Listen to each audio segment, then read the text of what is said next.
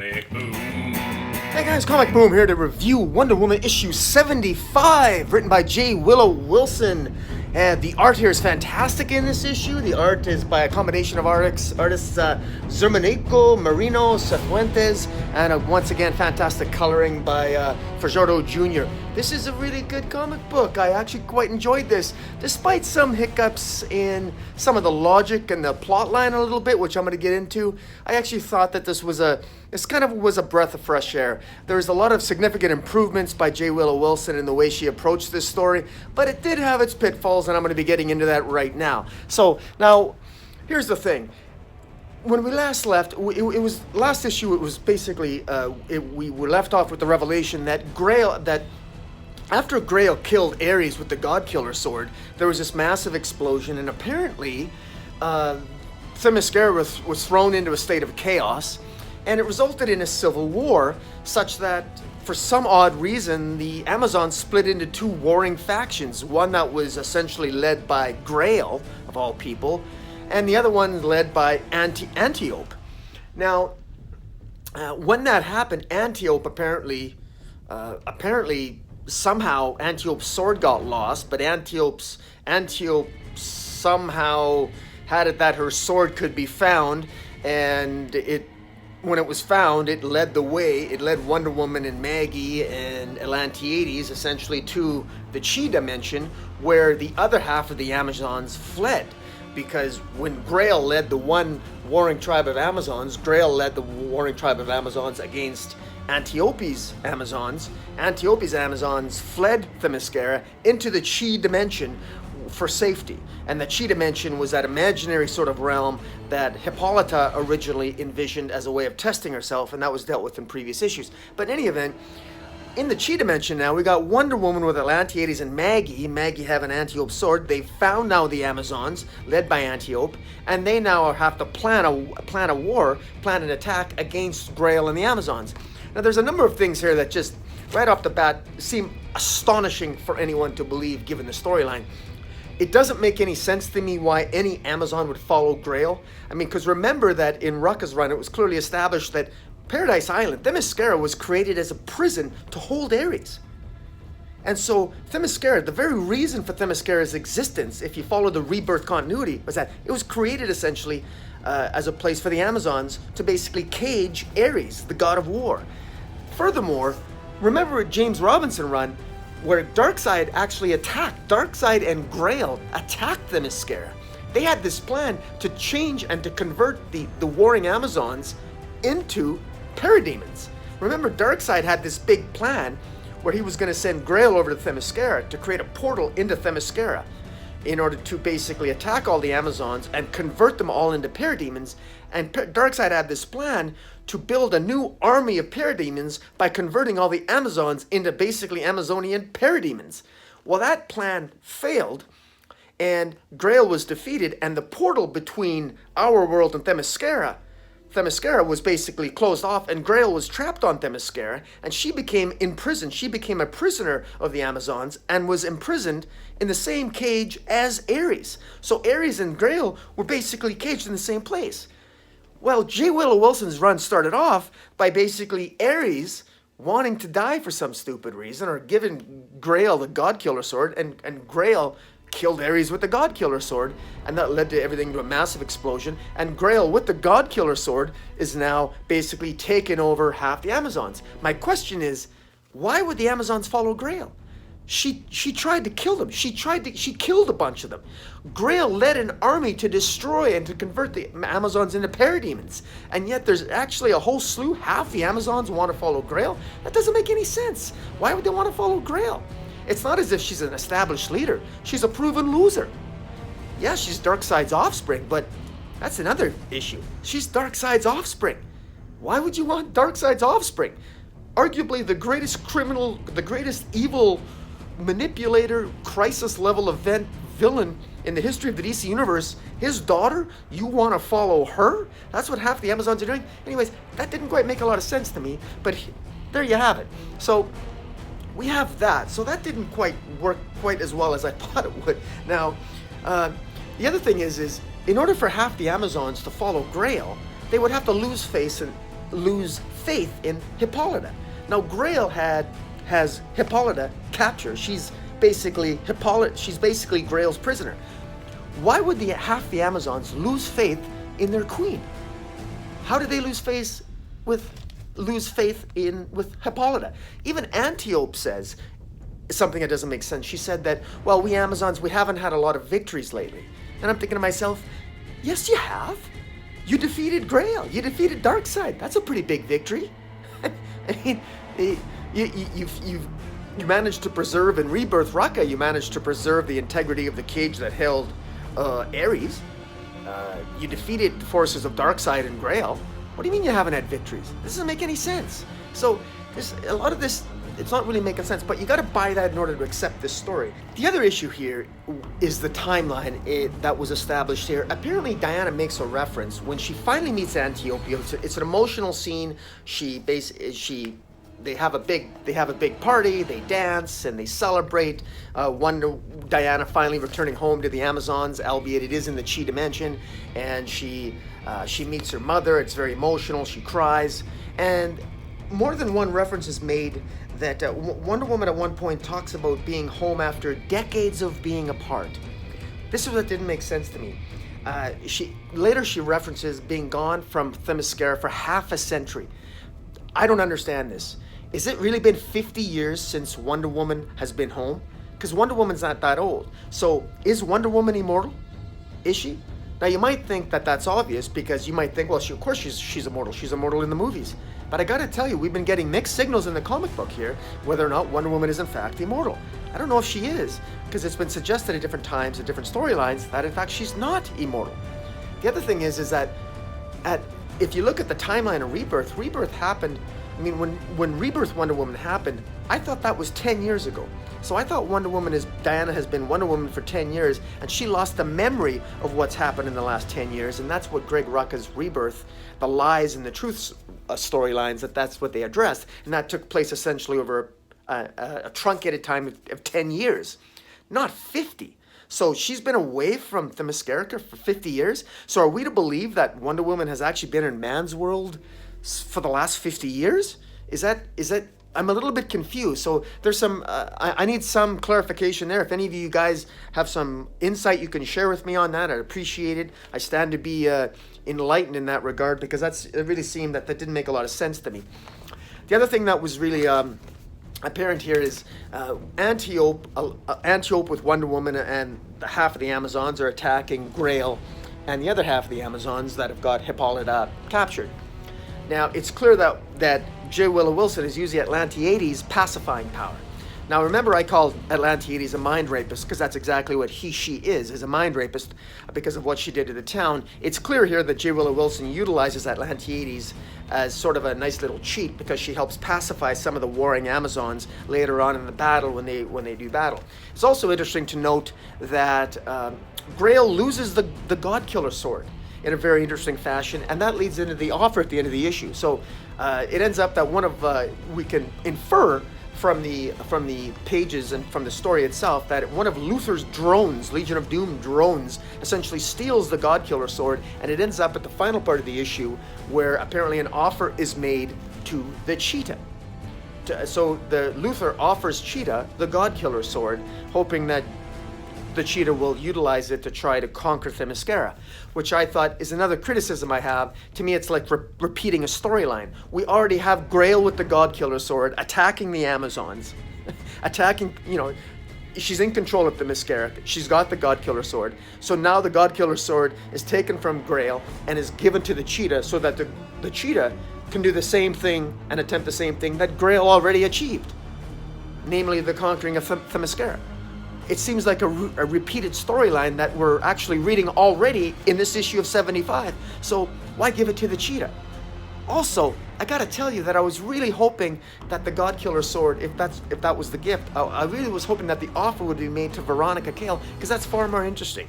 Speaking of Veronica Kale's daughter, Isidore, ends up in this issue. At the end of the issue, where Wonder Woman and Antiope are successful, and they defeat Grail, and they win the day. Not only do they free Hippolyta, but Isidore herself, Veronica Kale's daughter, is finally essentially rescued. And it's an open question now if in future issues will Isidore now be returned to man's world and finally be given to Veronica Kale. One of the things that Wonder Woman was never properly addressed. Wonder Woman essentially promised Veronica Kale, or at least in my view, it felt like an empty promise. But Wonder Woman gave Veronica Kale in the Rebirth storyline an empty promise that one day she would return. She would never stop trying to find home and ultimately return Isidore to Izzy. To her mother, Veronica Kale. I always thought Wonder Woman never sincerely felt that she wanted to do that. And that was just my opinion, though. But it was nice to see now that Wonder Woman can finally do something nice for Veronica Kale, because Veronica Kale deserves it. Wonder Woman has treated Veronica Kale reprehensibly in my mind, notwithstanding Veronica Kale's conduct. This is an ongoing issue of mine. I'm an outlier on this point, but I'm gonna double down on it. Wonder Woman finally can return Isidore to Veronica Kale. That's a very interesting point, because interesting subplot now, because if and when Wonder Woman returns Isidore to Veronica Kale, will that lead to more courtly relations between Wonder Woman and Veronica Kale? I'm not sure. But it's interesting. We know that Veronica Kale doesn't like the gods. She doesn't like dealing with mythology, because that is what led to her losing Isidore to the Amazons in the first place. So it'd be interesting now, is it possible for Isidore to return to the care of her mother, and what effect will that have on Wonder Woman's relationship with Veronica Kale? That is an open question that I think is very interesting moving forward. The less interesting thing, in my view, is this whole cheetah development. I couldn't be more uninterested in having the cheetah play a role with the God Killer sword. That's so cliche. We already had Grail with it. Why do we need it again? And my only hope is that hopefully Cheetah will kill Atlantiades with it, because Atlantiades, as I said, is a mind rapist. And Wonder Woman gives Atlantiades a gift of armor for the battle, as if Atlantiades needs it. She could basically pacify masses. Why does Atlantiades need armor? And in any event, Wonder Woman still has not held Atlantiades accountable for her reprehensible actions against the town, the Midwestern town, which I'm going to double down again. Atlantiades is a criminal. She should redeem herself, but Wonder Woman shouldn't have been so thankful and grateful to her. Atlantiades ought to have done that, or at the very least ought to have been ordered and directed to do that, as opposed to somehow that this is something that Wonder Woman must be thankful for. Atlantiades better bloody well help, or she deserves a bitch slap if she doesn't. Fortunately, Atlantiades did. Atlantiades is probably ultimately going to end up being killed, I suspect, with the God Killer sword by Cheetah. But I'm not going to care. I'm certainly not going to lose any sleep over it. The other open question I have is that here we have Grail. Grail has been freed. Grail killed Ares. Grail is now fighting for Themyscira, and not once does Grail ask, in my view, what is the most obvious question of all. Where's my dad, Darkseid? Darkseid is over there in the pages of Justice League Odyssey, building himself a multiversal panic room to protect himself from what he sees as the potential inevitable destruction of the multiverse. And he wants to essentially create a new apocalypse, a new planet, and he wants to assume his role as sort of the head bad guy of the multiverse. Now, here at Grail finally frees herself, and we are to believe that Grail is concerned about ruling Themyscira? Why? Grail's whole point was to convert the Amazons into parademons. Why doesn't Grail, who was loyal to her father, why doesn't she embark on that? Why doesn't she embark on at least trying to convert the Amazons to following her father, Darkseid? That would have been a much more compelling tale. That would have been much more interesting, and it would have tied into James Robinson run, and it would have been logical. The first thing I would have expected Grail to do the moment she was freed is to find out where her father is, Darkseid. But she never did that. Why? He's arguably one of the most powerful multiversal entities in the multiverse. She doesn't even wonder where her father is? Does she even know that he's dead? Because bear in mind, most people in the DC multiverse right now think that Darkseid is dead. Does Grail know that her father is dead or believed to be dead?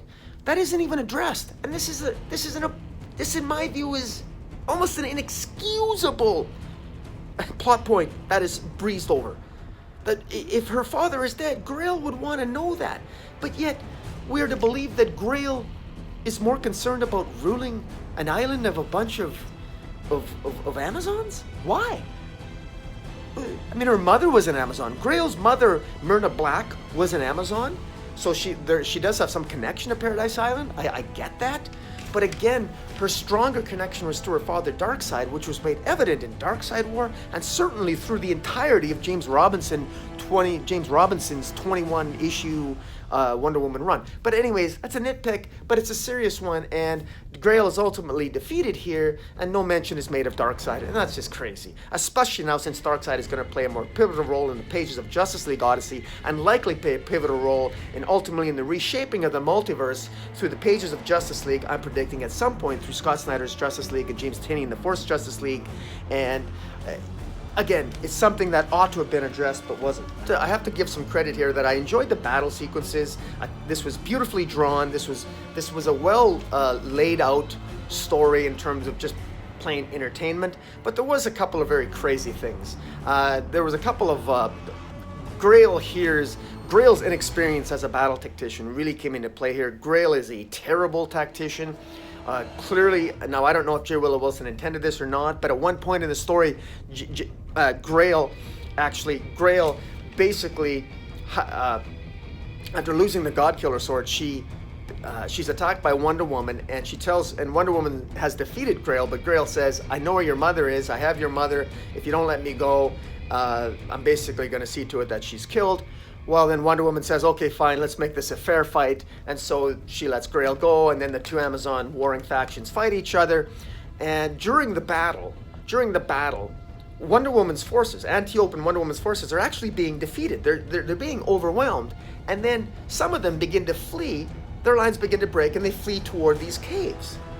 Well, Grail then nonsensically thinks that apparently these caves, coincidentally, is where Hippolyta is being kept. And so Grail breaks her own battle lines to basically run to the caves because she's thinking they're running to the caves to rescue Hippolyta, but they're not. They're running to the caves because they're retreating. They're basically trying to regroup. At least that's the way that the story reads, and it's really kind of crazy. And so through a convoluted series of events, Grail's forces end up being defeated because Grail is just plain stupid. So, and Grail's own general tries to tell her this, at least that's my reading of the story, but Grail will have none of it, and anyways, Grail's, the Amazonian forces controlled by Grail ended up breaking up, and that's one of the reasons why they're defeated in battle. Ultimately, then Grail then goes back to the cave and threatens to kill Isidore, but ultimately Nubia, who is betrays Grail. Now, Nubia initially pretended to be on Grail's side, but then betrayed Grail at the last minute. Again, one of the inconsistencies about this entire storyline is that it doesn't make any sense why a single Amazon would follow Grail. That makes no sense. I mean, bearing in mind here, I don't have numbers on the number of Amazons there are. I wish that was something that was made clear.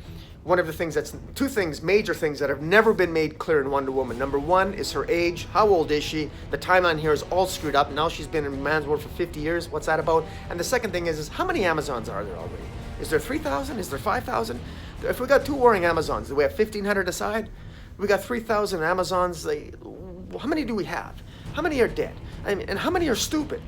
I mean, and the other thing is Antiope and Wonder Woman, they have a conversation. And I know I'm ranting here, but just bear with me. Antiope and Wonder Woman are having a conversation. They have a point where they're actually training Amazons to fight Grail and their fellow Amazons. And they make a big deal out of Amazons fighting Amazons. And I'm thinking to myself, okay, well, wait a minute. Antiope makes a point of telling Wonder Woman that their forces are very inexperienced. And they're inexperienced. They might lose because of their lack of experience, and they've got much to learn. And I'm thinking to myself, what are you talking about? You guys, you're Amazons. You've been around for centuries, haven't you? You got lots of experience. This is a walk in the park. You don't need to train your Amazons to fight. Like, what's going on? Like, they're actually having training exercises for battle. Why? You're Amazons. You train every single day. That's all you do. I mean, I don't know, what else do you do? There's no men, so you can't waste your time getting pissed off at men. Although you certainly put up a pretty good show of it when a man does show up, don't you? But that's another issue. But hey, what do you do? All they do is fight. And we all know that women don't get along, right? So, I mean, I can understand the Amazons fighting each other, even without Grail. That doesn't surprise me in the slightest. But to tell me they actually need to be able to train to fight? That is nonsense. But anyways, that's my 2 bits there. The other interesting note here, when I said that I didn't understand that Grail was able to inspire such loyalty from half the Amazons. Why was that? Well, Antiope said that Grail had a certain amount of charm. And I find that astonishing because Grail doesn't have charm. Grail's a bitch. Grail is an evil bitch. That's all she's ever been portrayed as. At least the artist got it right this time and gave Grail dark red eyes, because that's what Grail has, and not the brown-eyed girl that Carrie Nordruer has. But Grail is a bitch. She doesn't inspire loyalty. She's never inspired loyalty. That's been part of Grail's problem. So for Antiope to state that Grail has a certain charm, was J. Willow Wilson giving Grail a superpower that inspires charm against some Amazons and not the other? I didn't really get that. It didn't make any sense, but it was an interesting point. And I wonder if Grail's charm, it was easily overcame by Atlantiades' power of being able to pacify the masses, which helped defeat Grail's Amazons. Now, the other criticism here of this storyline is the lack of development of Grail herself. We had 3 issues, wasted issues, of Wonder Woman and Maggie looking for a stupid sword and fighting titans. 3 wasted issues and suggesting bestiality between Maggie and a goat man. Remember that idiot? Goat man and Maggie? Disgusting. What was that? Was that necessary? We could have had some development of Grail as a character. We've got no character development of Grail. We got no understanding of Grail's motivations. We got no understanding of Grail. What does Grail think of her dad? What exactly happened when Grail swung the God-Killer sword? That was not explained. All it's explained here is that she swung the sword, I guess killed Ares, and then there was a bunch of chaos, and then suddenly half the Amazons were fleeing to the Chi dimension, and the other ones were staying behind. What's that about? That is the story that should have been told. That's where my interest would have lied. The very plot points that apparently happened were the ones that we weren't shown. And the ones that we don't care about, be Goat Man and Maggie and Antiope's sword, that crap we're exposed to? The storytelling choices here baffle me, because by far the most interesting aspect of his entire storyline would be Grail. Wonder Woman doesn't have a decent villain and hasn't had a decent villain in a long time. Grail is by far the best. And so we get so little development of by far the most interesting villain and the daughter of the multiversal threat known as Darkseid, and we get no development of her character? And here we are now? And now we end with an offer being made to Cheetah? Do we need to see Cheetah again? Cheetah is the most uninteresting, one-dimensional character that Wonder Woman has. She's a basket case. She's not an interesting character. And now you're giving her the God-Killer sword that Grail already had and used? And you're repeating a plot point that we've already seen in issue 75, the very issue I'm reviewing? What's that about? Anyways, I'm bitching, whining, and complaining, but it is what it is. Despite all that I'm saying here, this is actually the best Wonder Woman issue to come out in the entirety of J. Willow Wilson's run. This is the best issue. I enjoyed it. It had its moments. But I tell you, as I said and as I've indicated, it did have its issues. But in any event, guys, those are my comments on Wonder Woman issue 75. Tell me what you think. In particular, tell me what you think the timeline is on this. Tell me what you think of the characterization of Grail. Tell me what you think. Do you really believe that these Amazons would actually fight each other, that one of them would side with Grail? What's going on here? And where's Veronica Kale in all this? And why not more characterizations? Why not more focus on Grail herself? And how do you feel about an offer being made to the Cheetah? Isn't that kind of interesting and uninteresting and repeating a plot point we've already seen? Let me know in the comments below. In the meantime, hit the subscribe button. Follow me on Twitter at Metropolis40. And don't forget to enjoy the summer. Have a few drinks. Relax. And until next time, Comic Boom out.